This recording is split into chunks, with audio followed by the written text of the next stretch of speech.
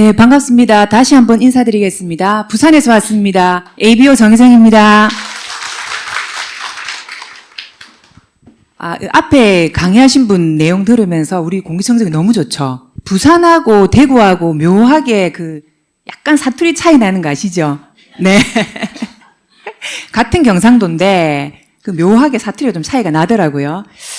저는 부산 토박입니다. 사실은 대구를 올 일이 잘 없는 사람인데 이 아메이 사업을 하면서 대구를 굉장히 자주 오게 되는 것 같습니다. 그래서 오늘 혹시 이 자리에 처음 오신 분이 계시면 스폰서님이 잠깐 손 한번 들어봐 주시겠어요?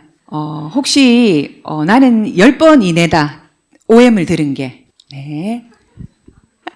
제가 오늘 할 내용이 기초사업 설명입니다. 그래서 아마 여러 번 들어보신 분들은 내용은 똑같아요. 아메이가 기본적인 수익 구조나 회사가 바뀌는 게 아니기 때문에 내용은 똑같은데 왜 나를 소개한 분이 계속 이걸 반복해서 들어보라고 하지? 그 이유는 뭐냐면 아메이는 사업을 하는 사람이 너무 다양합니다. 그래서 똑같은 사업에 똑같은 회사에 똑같은 제품이지만 사업을 진행하는 사람의 스토리가 얹어져서 매번 듣는 내용이 다른 각도로 들리게 되는 겁니다. 그래서 여러분들한테 오늘 제가 들려드리고 싶은 얘기는 기초적인 사업 설명 내용도 있지만 이 앞에 선 강사가 저 사람이 어떻게 사업을 했고 어떤 아메이 사업을 하고 있고 아메이 사업을 어떻게 생각하는지 혹시 공감되는 내용이 있으시다면 그런 부분을 좀 안고 가셨으면 좋겠다는 마음으로 시작을 해보도록 하겠습니다. 저는 이제 보통 아메이를 만나게 되는 계기가 다 있지 않습니까? 저는 이제 직장 생활을 하고 있었습니다. 직장을 다니면서 이제 아이도 키우고 시부모님도 모시고 네, 이렇게 살고 있었습니다. 근데 저한테 항상 직장을 다니면서 고민이 좀 있었습니다. 어떤 고민이냐면 이 직장을 계속 다닐 수는 없겠다. 왜냐하면 3년 뒤, 5년 뒤에 나의 미래를 알 수 없었기 때문에 직장을 다니면서도 제가 뭘 고민했냐면 나중에 지속적으로 할 수 있는 일이 없을까? 그런 일을 조금 찾고 있었습니다. 그리고 직장을 다닐 때 저는 IMF를 맞이했습니다. 그래서 직장에서 함께 일하던 동료들 그리고 과장님, 부장님이 한참 아이를 키우던 그런 시기에 회사에서 구조조정 당하는 모습을 옆에서 지켜봤습니다. 그래서 그때 저한테 어떤 마음이 가장 컸냐면 내 남편도 지금은 회사를 잘 다니고 있지만 어느 순간 이런 일이 벌어지면 어떻게 될까 하는 모습을 계속 상상을 좀 했던 것 같아요. 그러면서 직장을 다니면서도 뭔가 미래에 할 수 있는 일, 5년, 10년 뒤에 할 수 있는 일을 계속 찾았습니다. 왜냐하면 제가 이걸 원했거든요, 저는. 평생 일을 하고 싶은데 그 일이 나한테 경제적으로 좀 안정적인 소득을 가져다 주면 좋겠다 하는 마음으로 새로운 일을 찾고 있었습니다. 그러니까 친구들이 뭐라 그랬냐면 너무 걱정을 사서 한다. 너무 미리 한다. 항상 그런 얘기를 했어요. 직장 잘 다니고 있고 경제적으로 별 문제도 없는데 왜 그렇게 사서 걱정을 하느냐 하는 얘기를 너무 많이 들었어요. 그때는 방법을 몰랐기 때문에 퇴근을 하고 자격증을 따라다녔습니다. 왜냐하면 자격증이 대안이 될 줄 알았어요. 지금 요즘에 소비자분들 만나보시면 막연하게 혹시 쓰일지 몰라서 계속 자격증만 따는 분들 계시죠? 예. 그런 분의 마음도 전 이해가 됩니다. 왜냐하면 확실하게 뭔가 잡히지 않기 때문에 혹시 이걸까? 혹시 이걸까? 하는 대안으로 자격증을 따시는 것 같아요. 저도 그랬습니다. 그래서 바쁜 가운데 직장을 다니면서도 자격증을 따고 있는 그런 시기에 아메이가 왔습니다. 그러면 아까 제가 시부모님하고 같이 살고 있고 아이도 키우고 있고 자격증도 따야 되고 너무 바쁜 사람이었겠죠. 그런데 아메이가 왔는데 누구를 통해서 왔을까요, 그러면? 네, 다 이렇게 말씀하시더라고요. 직장 동료를 통해서 아메이가 왔나 보다 이렇게 말씀하셨어요. 네, 근데 저는 남편을 통해서 왔습니다. 너무 바쁘니까 남편 말고는 교류하는 사람이 없었습니다. 네. 그래서 계모임도 없었고 친구들 모임도 다 끊긴 상태였기 때문에 교류라고는 남편하고밖에 못하고 있었어요. 그래서 그 남편이 어느 날 아메를 들고 왔는데 제가 어떤 일을 찾고 있었냐면 잘 들어보십시오. 퇴근하고 3년 동안 시간을 투자해서 한 3, 4년 뒤부터 월 100만 원이 나오는 일이 없을까? 그런 일을 찾고 있었습니다. 근데 그게 너무 명확했어요, 저는. 그런데 남편이 처음에 아메 얘기를 했을 때 들렸을까요? 안 들렸습니다. 그냥 제대로 설명하는 게 아니라 왜 부부는 감정적으로 얘기하잖아요. 그래서 제대로 설명하는 게 아니라 그냥 네가 들어봤으면 좋겠다. 알아봤으면 좋겠다. 그 얘기를 1년 동안 했습니다. 저는 너무 바쁘고 아메에 대한 고정관념이 너무 셌었기 때문에 들어보려고 하지 않았습니다. 그 시간이 1년이 지났어요. 근데 제가 너무 강력하게 반대를 하고 안 들으려고 하니까 수단과 방법을 가리지 않고 결국은 듣게 만들었습니다. 자, 제가 처음에 아메를 안 들으려고 했던 이유는 이것 때문이었어요. 첫 번째, 다단계 아니야? 파는 일 아니야? 이거 사람을 끌어들이는 일 아니야? 이게 다르게 말하면 사람한테 부담 주는 일 아니야? 그래서 아메를 안 들으려고 했었습니다. 그런데 남편의 학교 선배님을 통해서 아메에 대한 사업 설명을 딱 한 번 들었습니다. 정확하게. 한 1시간 반 정도를 집중해서 듣고 나서 내린 결론이 뭐였냐면 이거 내가 찾던 건데? 네. 그래서 저는 한 번의 사업 설명을 듣고 사업을 하겠다고 결정을 한 사람입니다. 제가 가장 아메 사업을 하면서 힘들었던 게 뭐냐면 남들도 다 저처럼 생각하는 줄 알았어요. 근데 아니더라고요. 네. 그래서 저는 그게 제일 힘들었어요. 왜 얘기를 해서 설명을 하면 이게 다 이해가 되는 일인데 왜 안 하지? 그게 참 이해가 안 됐었어요. 그게 저한테 가장 큰 어려움이었던 것 같아요. 자, 그런데 사람들마다 처해 있는 상황이 틀리고 생각하는 게 틀리니까 받아들이는 것도 다르게 받아들인다는 거를 뒤에 알게 됐습니다. 자, 그래서 저는 지속적으로 내가 일을 하고 싶었지만 할 수 없었던 상황들이 막 있겠죠. 그게 결국은 우리나라에도 IMF 때문에 구조조정을 당하는 사람이 있었던 것처럼 우리나라가 앞으로 경제 전망을 보시면 요게 1960년대, 70년대, 80년대, 2000년대 초반까지 우리나라 경제 성장률입니다. 자, 이때는 우리가 급속도로 성장을 하던 시기였기 때문에 돌아서면 도로가 생기고 돌아서면 건물이 올라오고 인프라가 생기고 고도 성장기 있었어요.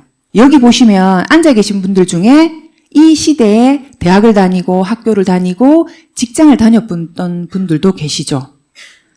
자, 근데 우리나라가 지금 경제 성장률이 2%가 안 나오거든요. 자, 요거는 우리나라가 좀 위기였을 때지만 지금 올해 경제 전망을 국제통화기금 IMF에서 1.9% 정도 예상을 한답니다. 자, 우리나라가 이제 선진국이죠. 그래서 경제 규모가 커진 것도 있지만 이제는 고도로 성장하는 기간은 끝이 났다고 봐야 됩니다. 자, 그리고 우리가 최근에 가장 밀접하게 느낀 게 뭐냐면 코로나죠, 코로나. 여러분, 코로나라는 그 과정을 겪으면서 우리가 살아생전에 이런 일이 있을까 할 법한 일이었죠. 그 세상이 정지되는 느낌, 그죠? 그런 느낌 다 받으셨죠? 자, 그런데 이 코로나가 세상을 완전히 바꿔버렸다는 생각도 혹시 드시나요? 네. 코로나 때문에 정보는 과잉해지고, 이때 저도 유튜브나 이런 걸 통해서 정보를 수집하기 시작했거든요. 그리고 초개인화가 됐어요. 그러면서 모든 소비자들이 온라인으로 숨어 들어가는 겁니다. 그러니까 어떻게 됩니까?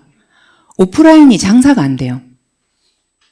그래서 소상공인들의 폐업이 개업보다 많습니다, 지금.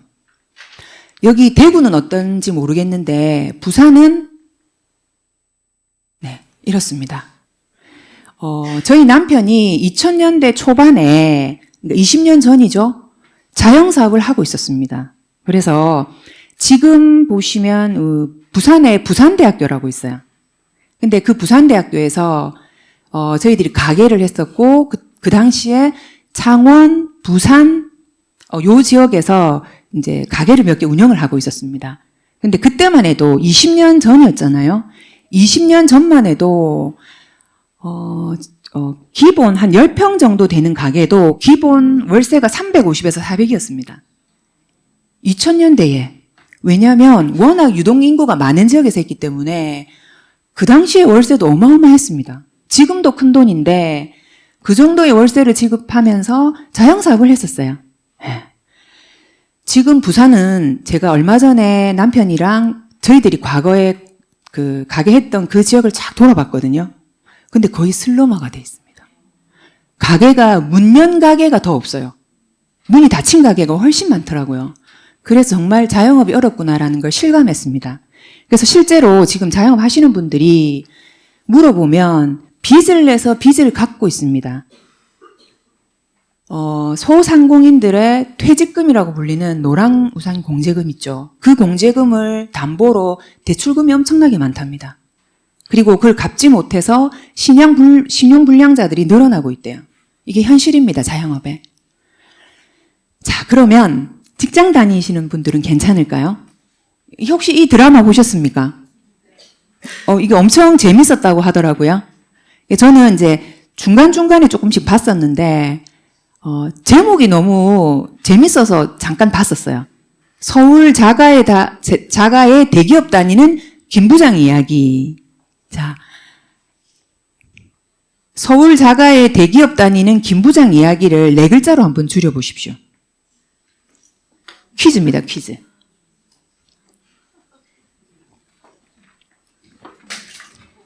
네? 중산층? 요? 4글자입니다, 4글자. 다 가진 자입니다. 자, 왜 그러냐면, 현실적으로 직장을 다니면서 서울에 자가를 가지고 있고, 대기업에 다니고 있으면서 자녀를 대학 보내고, 아직까지 대기업에 남아있는 부장님 이상이 10%가 안 됩니다. 평균 10% 정도 된대요.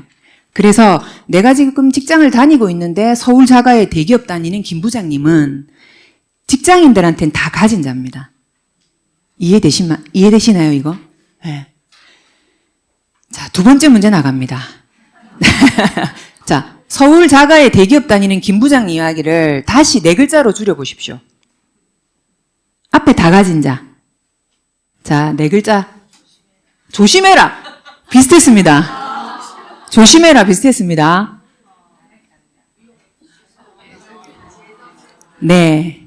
뭐가 예정돼 있을까요? 네. 구조조정. 퇴직 1순위입니다. 이런 분들. 아시죠? 네. 그래서 지금 대기업들이 엄청난 구조조정을 하고 있는 거 아시죠?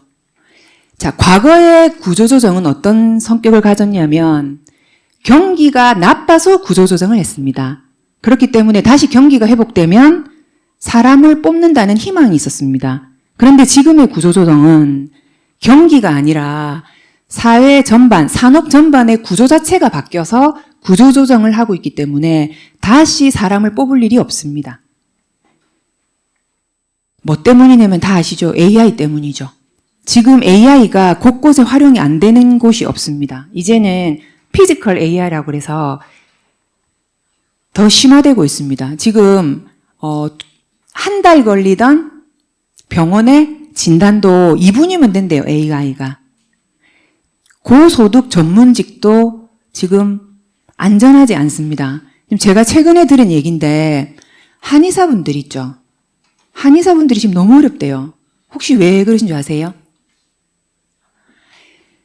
건강기능식품 시장이 활성화되면서 그 한약을 먹는 수요가 많이 줄어들었었습니다. 그래서 한참 어려움을 좀 겪으셨다가 이분들이 뭘 했냐면 다이어트로 조금 명맥을 유지하고 계셨어요. 근데 지금 위고비하고 마운자로 나왔죠. 네. 그래서 한의원 하시는 분들이 너무 어렵답니다, 지금. 노동시장에 균열이 일고 있습니다. 생산직부터 사무, 전문직 할 것 없이 일자리가 대체될 거란 우려가 커지고 있는데요. 이지현 기자가 보도합니다.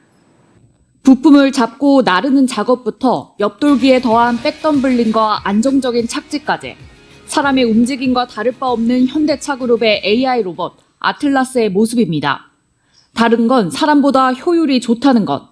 24시간 극한 상황에서도 근무할 수 있어 오히려 위험한 산업 현장에 보다 쉽게 투입할 수 있습니다. 기업에서 앞다퉈 AI 로봇 도입을 추진하는 이유입니다. 실제로 로봇이 현장에 투입됐을 때는 사람이 할 수 없는 위험한 작업이나 또 사람의 신체에 부담을 주는 작업들에 우선 적용을 해서 생산 노동자 측은 노사 합의 없이는 단 한 대도 들일 수 없다며 거세게 반발했습니다. 위험한 현장에 우선 투입한다 해도 언젠간 아예 일자리를 뺏길 수 있다는 불안감 때문입니다. 아틀라스 한 대당 예상 가격은 2억 원 선인데 직원 2명 몫을 한다고 가정하면 2년이면 구매비를 회수할 수 있습니다. 우리가 힘들어하는 작업들을 대체하는 게 아니라 저는 사람을 대체할 수 있다는 그 우려 때문에 그게 좀 크긴 합니다. 이런 계산 앞의 위기감은 책상 위 지식 노동자들도 예외가 아닙니다. 화면 속 데이터는 이미 인간의 자리를 침범하기 시작했습니다. 전문직도 더는 안전한 일자리가 아닙니다. 실제로 지난해 시험에 합격한 한 초임 변호사는 불과 1년 사이 달라진 취업 환경을 체감했습니다. 판례와 쟁점을 분석하는 초임 변호사의 기본 업무를 AI가 수행하면서 채용이 줄어들고 있기 때문입니다. 사건 하나에 변호사 2-3명 정도가 필요한 업무였다면 이제는 변호사 혼자 또는 한두 명으로도 충분히 사건을 해결해 나갈 수 있기 때문에 아무래도 이러한 부분 때문에 변호사의 취업난을 가속화하고 있다고 생각합니다. 전문가들은 AI의 노동시장 침투는 거스를 수 없는 흐름이라고 보고 있습니다. 효율성을 중시하는 자본주의 사회에서 인간보다 효율성이 압도적으로 뛰어난 AI를 안 쓸 수가 없다는 겁니다. 때문에 무엇보다 AI를 제대로 알고 다루는 능력을 기르는 게 중요해졌는데 문제는 이런 변화가 개인이 적응할 수 있는 속도를 넘어섰다는 점입니다. 유치원부터 초중고 대학교, 그 다음에 재교육까지 이 전체 판이 움직여야 되는데 그런 고민조차를 못하고 있는 상태인데 문제는 AI의 기술 속도가 너무 빨라요. AI가 못하는 것과 AI를 통제할 수 있는 형태의 능력이 필요한 것인데 그런 교육보다는 여전히 우리는 과거에 매몰돼 있죠. 이미 시작된 노동시장의 격변, 그 속도를 조절할 수 있는 건 인간의 의사결정인 만큼 사회적 합의가 시급해 보입니다. 연합뉴스TV 이지연입니다. 공감하시죠? 네. 그래서 이 한 편의 뉴스로 지금 현실 점검은 거의 끝났다고 보시면 됩니다. 자, 그럼 우리는 어떻게 해야 될까요? 자, 우리나라가 지금 2025년도에 드디어 초고령 사회에 진입했습니다. 65세 이상의 인구가 20% 이상이면 초고령 사회거든요. 자, 그래서 이게 문제가 심각하죠. 우리나라의 국가 경쟁력을 지금 떨어뜨리고 있는 게 저출산 고령화 문제입니다. 지금 2025년도에 약간 반등했다고 합니다. 0.8명. 이게 두 사람이 결혼하면 본전은 해야 되는데 본전도 안 하고 있죠. 제가 이것도 어떻게 0.8명으로 약간 반등했을까 생각해 보니까 코로나 때 결혼을 못 했잖아요. 코로나 시기에. 그 젊은이들이 코로나가 끝나고 결혼을 엄청 많이 했거든요. 밀린 결혼을. 그래서 살짝 지금 반등하지 않았을까 하는 생각이 듭니다. 개인적인 의견입니다. 0.8명도 지금 심각하죠. 네. 그래서 지금 2025년도 우리나라 인구 구조가 이렇거든요. 죄송합니다. 이렇습니다. 아직 이게 다이아몬드 모양인데 이게 세월이 지나면 이렇게 됩니다. 그럼 심각하죠. 네.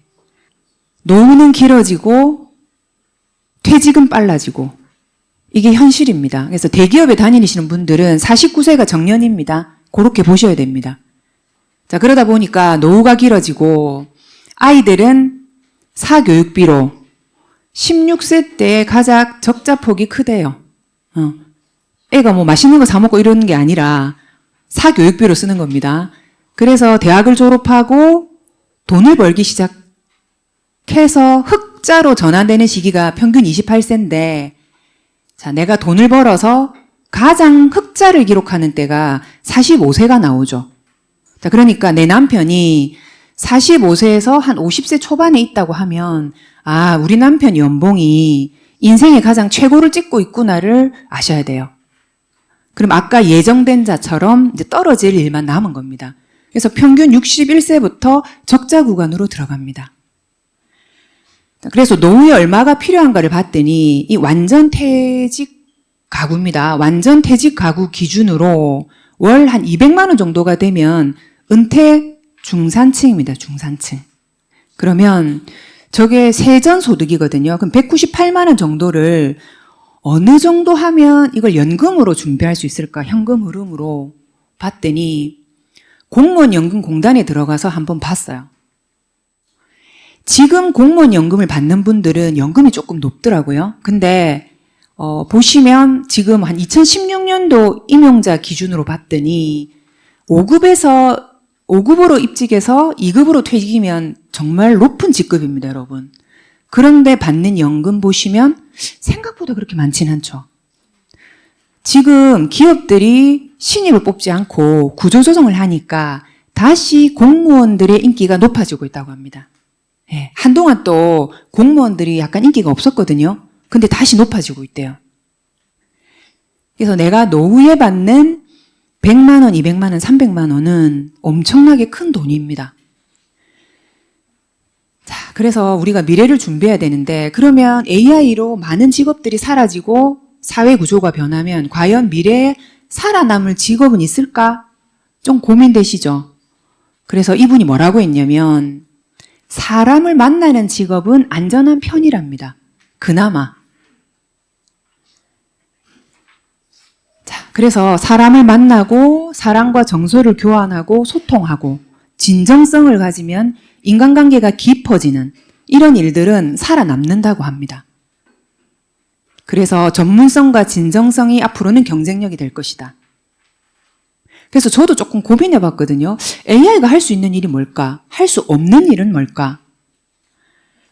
또 문제 나가겠습니다. AI가 할 수 없는 일. AI가 이건 못하더라고요. 소비. 맞죠? AI는 전기만 먹잖아요. 전기.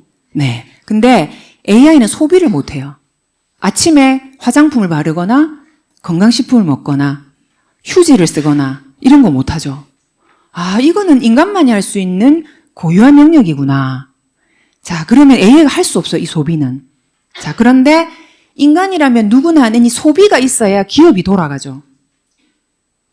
지금 기업들이 이윤을 남기고 흑자가 나는 기업도 많은데도 불구하고 왜 이렇게 경기가 안 좋으냐? 경기가 안 좋다고 우리가 느끼냐면 기업은 돈을 버는데 고용을 하지 않으니까 사람들이 돈을 못 벌죠. 그러니까 돈이 안 풀리는 겁니다, 이게.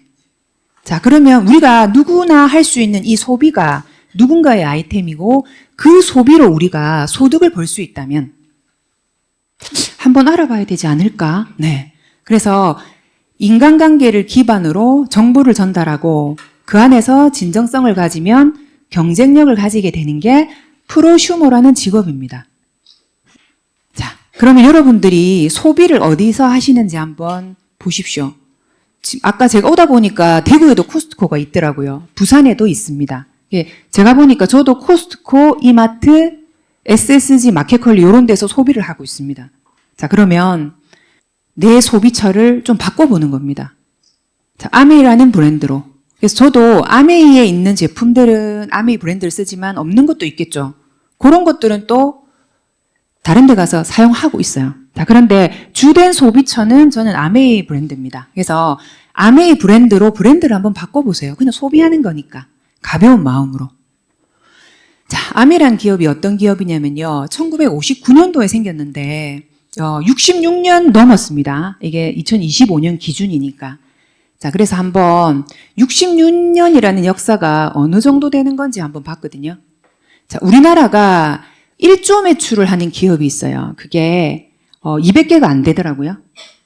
대기업 다 삼성, SK 하이닉스 다 포함입니다. 우리가 들으면 아는 기업들이 다 포함됐는데 200개가 안 됩니다. 그 다음에 30년 이상 지속된 기업도 1.9%밖에 안 돼요. 자, 근데 아메이는 글로벌 아메이가 60년이 넘었고요. 지금 옆에 보시면 한국 아메이. 한국 아메이가 91년도부터 사업을 개시해서 35년 다 됐죠. 35년 넘었죠. 거기다가 매출은 연평균 1조 정도를 하고 있습니다. 그러면 30년이 넘었으면서 1조 이상의 매출을 하고 있는 기업이에요. 내가 이 기업에 대해서 자세히 알지 못하더라도 이런 객관적인 기준만 보셔도 그냥 뭐 조그만 이런 기업은 아닌갑다. 자, 세계 직접 판매 기업 1위 기업입니다. 취급하고 있는 제품은 이런 제품들입니다. 제품은 많이 보셨죠? 지금도 사용하고 계신 분들도 계실 거고. 그래서 건강기능식품, 비타민 세계 판매 1위입니다. 자, 그리고 뭐 프로틴, 오메가3 이런 것들 세계 판매 1위고요. 전 세계인이 가장 사랑하는 치약입니다. 아직도 아메이가 치약 좋잖아. 이 얘기는 어디 나가도 하시죠. 그리고 과거의 아메이를 경험하신 분들 아니면 나의 첫 아메이는 아마 세제로 시작된 분들이 많을 거예요. 그래서 세제가 아메이의 시작이었습니다. 자, 그런데 세제는 우리가 쓰는 화학제품 중에 화학제품이죠. 이게 EPA라고 미 환경보호국에서 세제에 주는 마크입니다. 그래서 세이퍼 초이스라 그래서 훨씬 더 안전한 세제에 주는 마크를 아메이는 세제가 가지고 있습니다. 옆에 보시면 그 에롯이라는 세제를 강에 붓는 사진이 있죠. 네, 그래서 아메이가 제품의 원료부터 생산 폐기까지 환경에 기여하는 바가 크다 그래서 유엔으로부터 환경 프로그램 공로상을 받았습니다. 화학 중의 화학인 우리가 가장 밀접하게 사용하는 세제를 안전하게 만드는 기업입니다. 요거는 화장품이거든요. 자, 화장품도 피부가 여러분들 미용의 목적으로 있다고 생각하시면 안 됩니다. 자, 피부는 우리가 예쁘게 보이려고 있는 게 아니에요. 왜 그러냐면 피부는 우리 바깥에 있는 바이러스나 세균으로부터 우리 몸을 보호하는 1차 방어 기관입니다. 그래서 피부가 무너지거나 피부가 건강하지 않으면 우린 건강할 수가 없어요. 1차 방어막이 뚫리는 겁니다. 아메이가 지향하는 바는 건강한 피부입니다. 그래서 화장품도 써보시면 느끼실 겁니다. 내 피부가 건강해지는 것 같다. 제가 피부가 엄청나게 악건성이었거든요. 그런데 지금은 그 악건성이 엄청 좋아졌습니다. 옛날에는 세안을 하고 딱 나오면 여러분 웃을 때 땡기는 거 아시죠? 막 주름지면서 그런 게 없어졌어요. 그때는 건강하지 않으면 피부가 이렇게 된다는 걸 몰랐어요. 자, 그리고 뉴트리라이트입니다. 아메이가 가지고 있는 건강기능식품 회사인데 90년이 넘는 역사를 가지고 있어요. 보시면 믿을 수 있는 원료는 스스로 만들어야 한다. 토양 관리부터 생태계 농법으로 제품을 생산하고 있습니다. 그래서 생태계 농장 4개와 그 다음에 연구개발센터들을 직접 운영하고 있고요. 끊임없는 연구와 특허를 가지고 있습니다. 자, 제가 아메이를 한다고 했을 때 처음에 권해주신 제품이 뭐였냐면 더블엑스라는 제품이었습니다.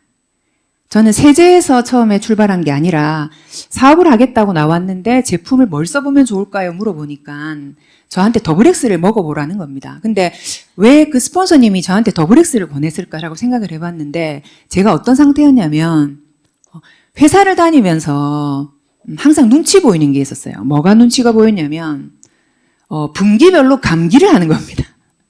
분기별로. 자, 분기별로 감기를 하면 2-3달마다 감기를 해야 돼요. 그러면 이게 늘 이제 외근 나간다고 외출증을 끊어서 외근을 나가야 되는 겁니다. 외근 나갔다가 병원 나갔다가 다시 돌아오고.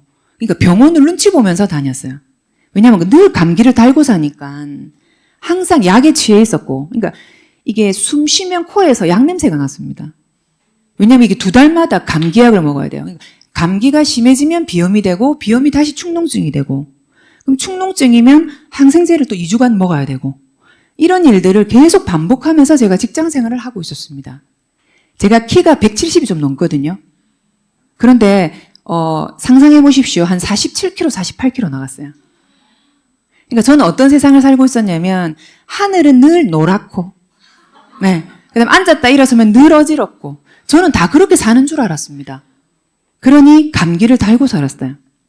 자, 그래서 더블엑스를 딱 먹었는데 아메이 제품이 비싸다라고 생각하시는 분들 많으시죠? 저도 그랬습니다. 그래서 더블엑스를 딱 보내주시는데 너무 비싼 거예요. 그 당시에 제가 소비하기에는. 그래서 망설였습니다. 한 2-3달 안 먹고 좀 견뎌봤어요.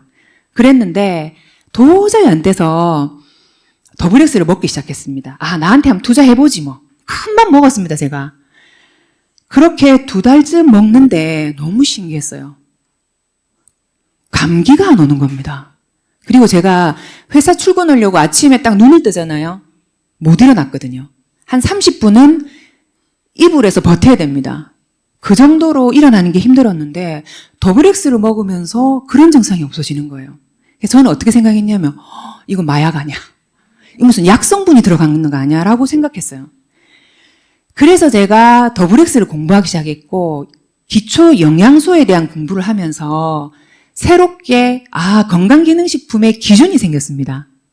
그러면서 건강도 찾게 되고 건강식품은 왜 원료가 중요하고 왜 땅이 중요한가도 알게 됐습니다. 지금은 아메이가 건강식품 회사를 넘어서서 바이오 플랫폼 기업으로 변화하고 있습니다. 그래서 이런 제품에 대한 내용들은 함께 오신 스폰서님한테 꼭 안내를 좀 받으셨으면 좋겠습니다. 요즘에는 언론이나 챗GPT나 이런 거 검색해 보시면 아메이에 대한 정보는 많이 나오고 있죠. 네, 그래서 이런 정보들은 한번 보시면 좋을 것 같고요. 요거는 포브스지에 실렸던 내용입니다.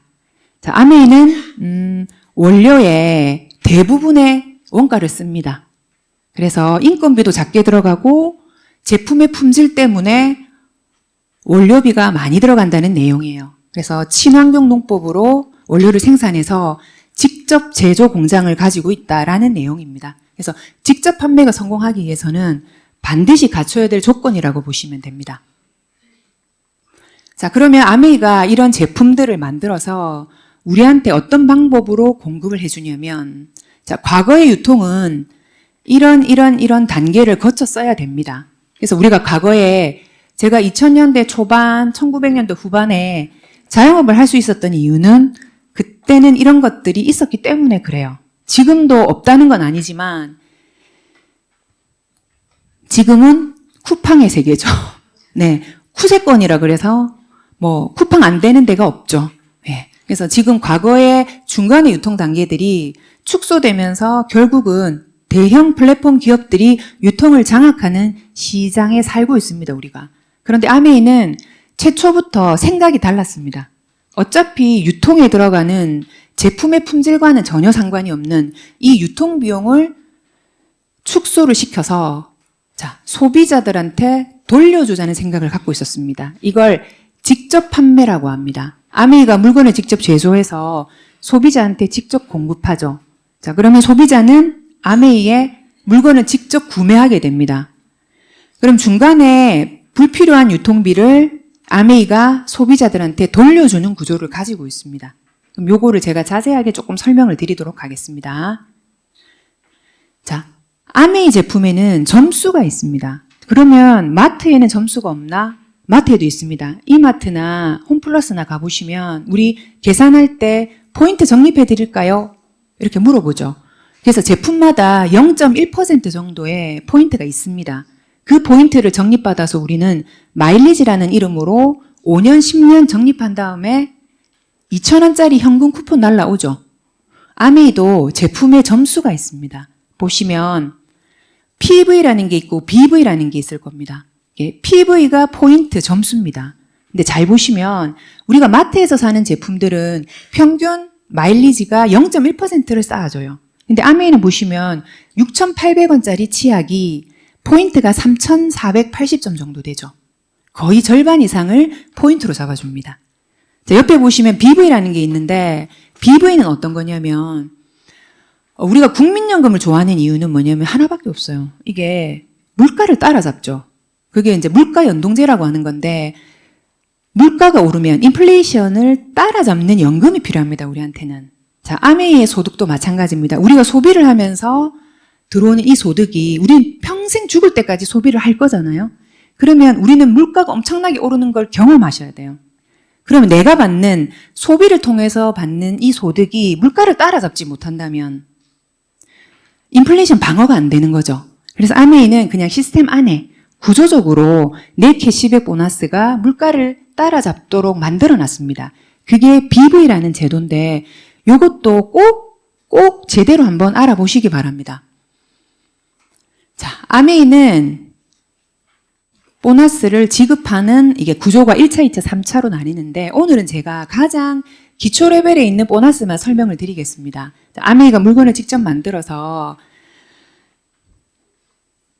소비자한테 공급을 합니다. 우리가 회원 소비자를 ABO라고 부르는데 제품을 내가 매달 쓰는 제품들을 1일에서 말일까지 포인트를 모읍니다. 자, 포인트를 모으고 아메이 포인트는 특이한 게 하나 더 그룹으로 모아줍니다. 그룹이 뭐냐면 나를 통해서 소개받은 소비자를 합산해 준다는 얘기예요. 자, 그리고 옆에 보시면 보너스 테이블이 있습니다. 그래서 PV 20만 PV죠. 그래서 내가 쓰는 제품의 포인트를 모았더니 20만 점부터 캐시백을 돌려줍니다. 그래서 요거는 그냥 구구단이라고 생각하시면 되고요. 내가 만약에 이번 달에 제품을 사용했는데 10만 점을 모았어. 그러면 캐시백이 있을까요? 없습니다. 그냥 기준입니다. 이건 따지시면 안 돼요. 그냥 기준입니다. 그러면 내가 캐시백을 받지 못합니다. 자, 다음 달에 제가 A라는 친구한테 소개를 했더니 이 친구도 10만 점을 썼어요. 자, 그러면 어떻게 되냐? 드디어 나로부터 발생된 그룹이 생긴 겁니다. 합산해 주니까 20만 점. 그러면 2, 3은 6, 6,000원이란 캐시백을 자, A를 줄까요? ABO를 줄까요?를 고민했어요. 어떤 분은 질문하니까 너무 착하게 3,000원씩 나눠준대요. 그럼 좋겠죠? 그런데 아까 내가 10만 점 썼을 때 캐시백이 없었던 것처럼 그냥 A도 조건이 안 되기 때문에 없는 겁니다. 자, 아메이는 뒤에 등록한 사람, 마지막에 등록한 사람부터 챙겨줍니다. 근데 그분이 조건이 안 되면 올라갑니다. 그래서 내 이하에 뺄 거 빼주고 남아야 내 겁니다. 그걸 기억하셔야 됩니다. 자, 그 다음 달에 B라는 친구한테 광고를 했더니 이 친구도 10만 점 썼다고 예를 들어 볼게요. 자, 그런데 이게 생필품인데 뭐 안 쓰는 달 있을 수도 있겠죠. 그래서 내가 안 썼다고 가정을 해볼게요. 제가 왜 이걸 넣어놨냐면 아메이는 안 쓰면 돈 안 들어오잖아. 이런 얘기를 가끔 하세요. 그래서 안 써도 극단적으로 내가 안 써도 돈이 들어올 수 있다는 거를 보여드리기 위해서 이렇게 한 겁니다. 자, 그렇게 되면 내가 소개한 그룹 전체가 20만 점이 되니까 6,000원인데 A 줄까 B 줄까 봤더니 각각 조건이 안 돼서 조건이 되는 AB한테 주는 겁니다. 네. 자, 그럼 조금 확대해서 A와 B가 캐시백이 들어갈 수 있도록 한번 해볼게요. 20만 점 썼다고 가정을 하면 전체 그룹이 나 이하로 60만 점, 6% 36,000원에서 밑에부터 빼야 된다 그랬죠. 그래서 A 6,000원, B 6,000원 빼고 남는 게 내 겁니다. 24,000원. 자, 그러면 나도 가입할 때 추천인이 필요합니다. 그 추천인을 스폰서라고 불러요. 이 스폰서도 20만 점 썼다고 가정을 해보겠습니다. 자, 그러면 스폰서님도 이하로 그룹이 생겼죠.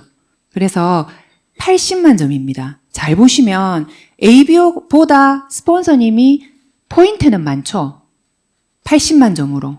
내 이하는 60만 점인데 스폰서님은 80만 점이죠. 그래서 포인트가 많은 게 중요한 게 아니고 뭐가 중요하다? 노력이 중요하다는 얘기입니다. 뒤에 가입해도 내가 스폰서보다 더 많은 노력을 하면 더 많은 캐시백을 가져올 수 있다. 그래서 이게 어떤 걸 보여주는 거냐면 내가 하면 네가 좋지. 그런 거 있죠. 왜 굳이 자꾸 나를 소개한 사람이 이런 데 오자 그러지? 네가 좋은 거 아니야? 하는 오해를 하실 수 있기 때문에 이걸 보여드리는 겁니다. 그래서 뒤에 한다고 해서 손해보는 게 아니다. 그래서 노력순이다. 자, 그러면 회사도 괜찮은 것 같고 제품도 괜찮은 것 같고 그래서 그냥 소비를 한번 해보시면 됩니다. 소비부터 시작입니다. 그래서 제품을 쓰시면서 내가 쓰는 제품 중에 가격도 괜찮고 괜찮다고 느끼는 제품들이 있겠죠. 그 제품들을 주변에 가까운 분들한테 그냥 가벼운 마음으로 한번 소개를 해보십시오. 그렇게 해서 이렇게 소개해서 한번 내려가 보세요. 자, 그런데 내가 알리는 것보다는 스폰서님께 부탁을 하는 게 좋습니다. 왜 그러냐면 아메이를 오늘 한 번 듣고 이해는 하실 수 있을지 모르겠지만 아마 나가서 설명은 좀 어려우실 거예요. 그래서 주변에 이 사람하고 제품을 좀 내가 써봤던 제품을 공유하고 싶은데 하면 스폰서님의 도움을 좀 받으십시오. 자, 그렇게 해서 소개해서 내려가고 소개해서 내려가는 과정을 좀 거치십시오. 이렇게 하시면서 이 자리에서 한번 꾸준하게 배워보시면서 소비자를 소개해서 이렇게 연결하는 것부터 해보십시오. 자, 그러다가 어느 날 내가 내 이하로 그룹이 240만 점이 모였다고 가정을 한번 해보겠습니다. 자, 그런데 내가 그 달에 얼마를 썼냐면 10만 점을 썼어요. 그러면 내 이하로 빼주고 남는 게 내 거라 그랬죠.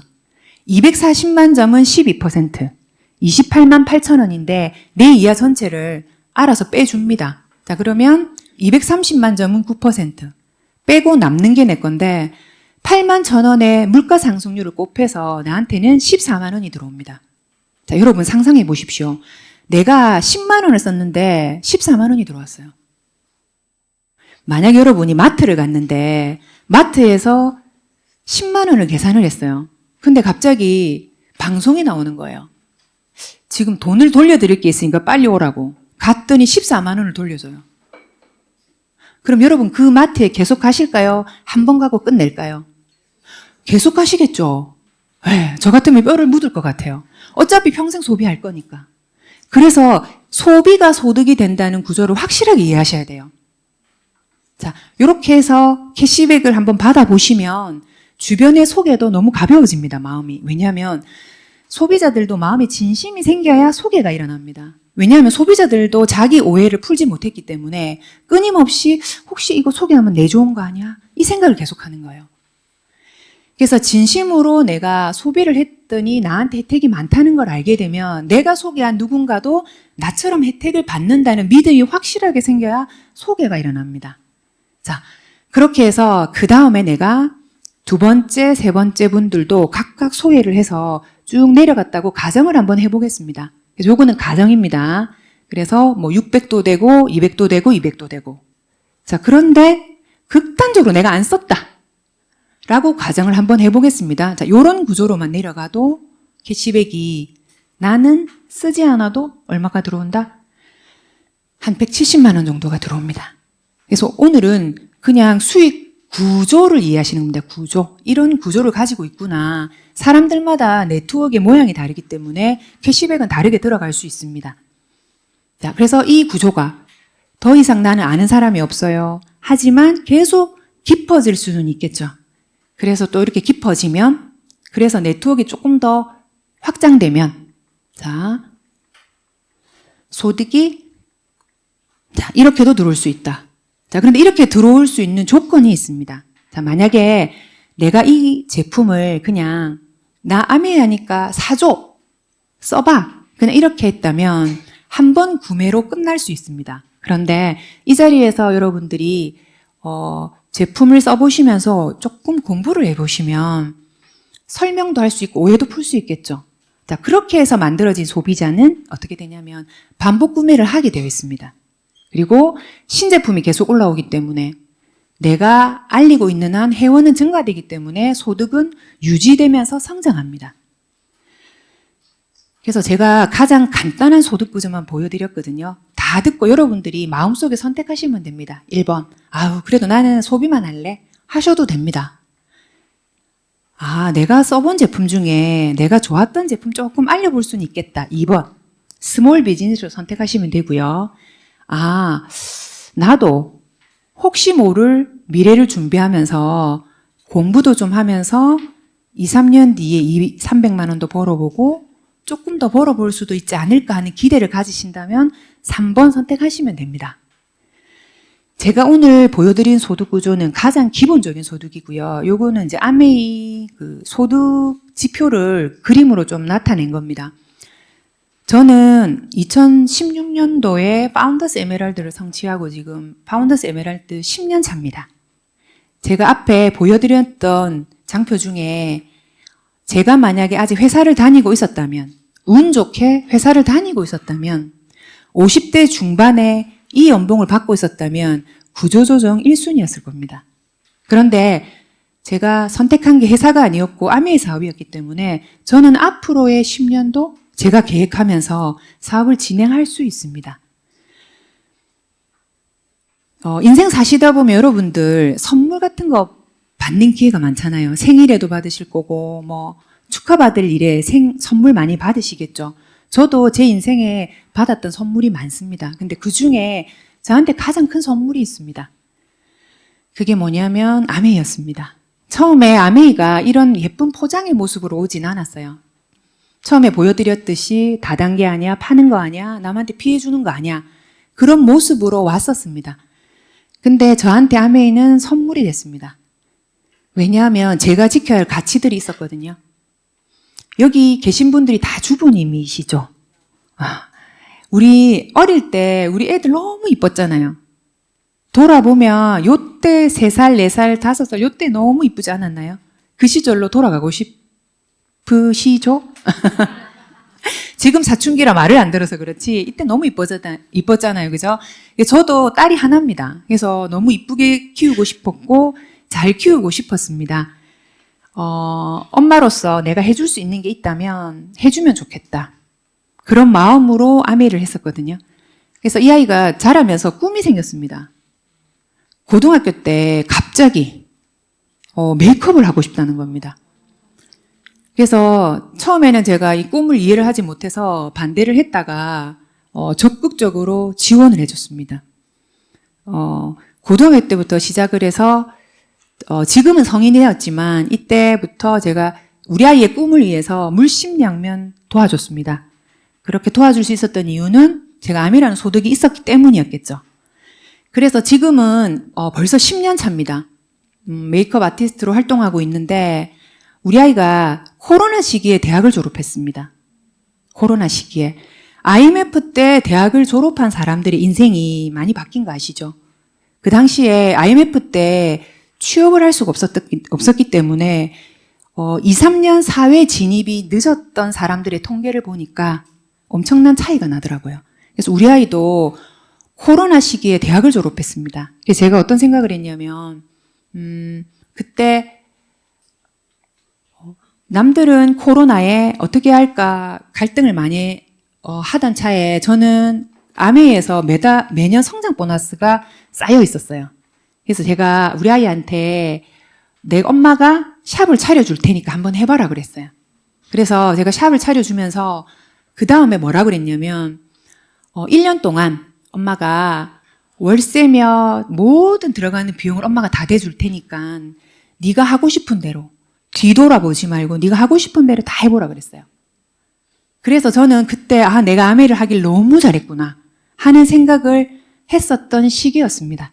그래서 지금은 아이가 벌써 10년 차입니다. 오래됐죠. 고등학교 때부터 일을 쭉 했었기 때문에 대학을 다니면서도 하고 했기 때문에 벌써 10년 차로 자기가 좋아하는 일을 너무 행복하게 하고 있습니다. 그리고 이거는 이제 우리가 이번에 호주 갔을 때 사진이거든요. 네. 남편은 애견남, 저는 테토녀. 네. 이렇게 만나서 지금까지 그냥 살고 있습니다.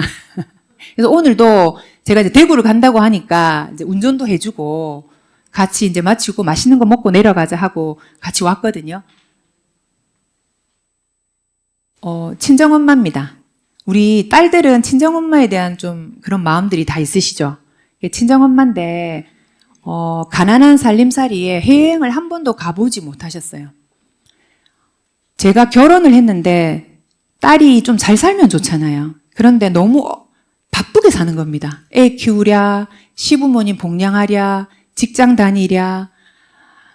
그러니까 엄마가 얼마나 안타까웠겠습니까? 그래서 저는 우리 아이를 엄마한테 맡겼습니다. 왜냐하면 시어머님이 더군다나 편찮으셨어요. 남들은 시댁 어른들과 하고 같이 살면 시어른들이 아이를 봐주시나 보다라고 생각하시겠지만 저는 시어머님이 편찮으셨기 때문에 우리 아이를 키울 수가 없었습니다. 그래서 친정엄마가 우리 아이를 키워주셨어요. 근데 워낙 딸이 바쁘게 힘들게 사니까 우리 아이를 키우면서 단 한 번도 힘들다는 소리를 안 하셨어요. 그래서 저는 항상 친정엄마에 대한 마음의 짐이 있었습니다. 네. 그래서 제가 2015년도죠. 벌써 10년이 넘었네요. 이제 저희 엄마를 모시고 아메이 가족 여행을 갔어요. 그래서 엄마의 첫 여행이 아메이 리더십 여행이었습니다. 발리에 5박 6일 동안 지내면서 제가 마치는 날, 마지막 날 호텔방에서 친정엄마한테 한번 물어봤어요. 엄마한테. 뭐라고 물어봤냐면 엄마 이번 여행에서 뭐가 제일 좋았어? 라고 물어봤습니다.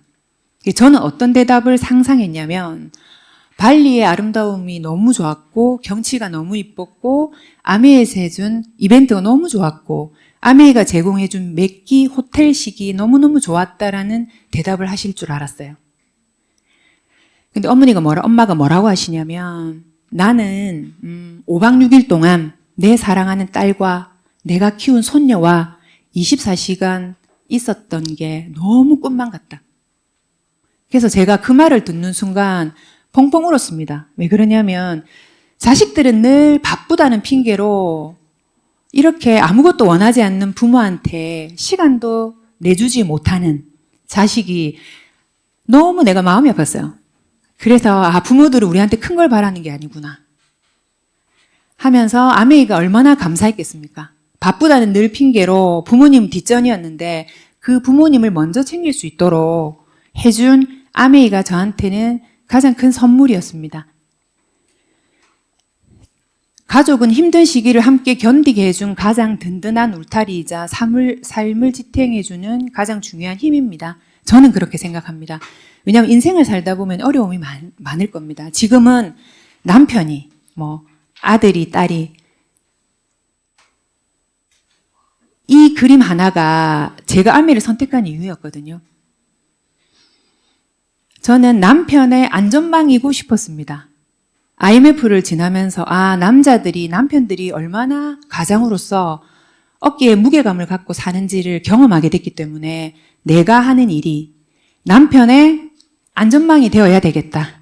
저렇게 혼자서 외줄타기를 하면 얼마나 힘들겠습니까, 마음이. 이게 내 아들이 될 수도 있고 내 딸이 될 수도 있고 내 부모가 될 수도 있잖아요. 그런데 내가 선택한 아메이가 큰 일확천금을 벌게 하는 그런 큰 사업은 아닐지라도 내가 우리 가정에서 엄마라는 이름으로 안전망이 될 수 있으면 너무 좋겠다라는 생각으로 아메이를 해왔습니다. 그래서 지금은 아메이 때문에 노후 준비도 할 수 있고 노후를 생각할 수 있는 그런 사람이 됐다는 게 너무 감사합니다. 제가 좋아하는 김영석 교수님이 뭐라 그랬냐면 이 책에서 일을 사랑하는 사람이 행복하다. 노후의 가장 큰 리스크는 이 세 가지라고 생각하거든요. 돈, 건강, 외로움입니다. 아무리 돈이 있어도 건강을 잃으면 안 되는 건 당연하겠죠. 근데 이 세 가지를 한꺼번에 해결할 수 있는 게 있습니다. 그건 저는 일이라고 생각합니다. 노인분들을 만나보면 가장 힘든 게 있습니다. 우리는 돈일 것 같잖아요. 근데 막상 만나보면 너무 외롭답니다. 아침에 눈을 뜨면 오늘 하루 시간을 어떻게 보내지? 하루가 너무 길대요. 자녀들은 늘 바쁘고 전화 한 통 없고 이 기나긴 하루를 난 뭘 하며 보내야 할까? 이 외로움 때문에 지루한 삶이랍니다. 그래서 일이 있다면 이 세 가지를 동시에 해결할 수 있다는 생각을 저는 요즘 많이 하고 있습니다. 아메이 사업이 처음에는 당장의 돈을 버는 일 같지만 꾸준하게 하시다 보면 내 미래의 노후에 안전망이 된다는 확신이 아마 생기실 것 같고요. 이거는 제가 되게 좋아하는 글귀거든요. 파트너가 어느 날 이 글귀를 저한테 보내주더라고요. 저는 아메이 사업을 만나기 전에 흔들리는 나무에 매달려 살았습니다. 떨어지지 않으려고 용쓰고 살았습니다. 그랬더니 몸도 아프고 마음도 아프더라고요. 근데 아메이를 만나서 이런 교육 시스템에 계속 오면서 생각이 바뀌었습니다. 내가 흔들리는 나뭇가지를 걱정할 게 아니다. 왜냐하면 나한테는 날개가 있다는 걸 알았어요. 세상에 어떤 누구도 너에게 날개가 있으니 날아보라고 얘기해주지 않았어요. 근데 아메이라는 이 시스템이 정희정이라는 사람이 날개가 있으니까 겁내지 말고 실컷 날아보라고 알려줬습니다. 그래서 여러분들도 여러분들의 날개를 믿으시고 늘 날아오르는 리더님이 되셨으면 좋겠고요. 제가 마지막으로 드리고 싶은 말씀이 있습니다. 결과도 내 인생이지만 과정도 내 인생입니다. 아메이 사업, 과정이 상당히 긴 사업이거든요. 하지만 그 과정이 행복하다면 내 인생 전체가 행복해지지 않을까 하는 생각을 해봅니다. 그래서 과정이 행복하신 리더님들이 되셨으면 좋겠습니다. 이상 마치겠습니다.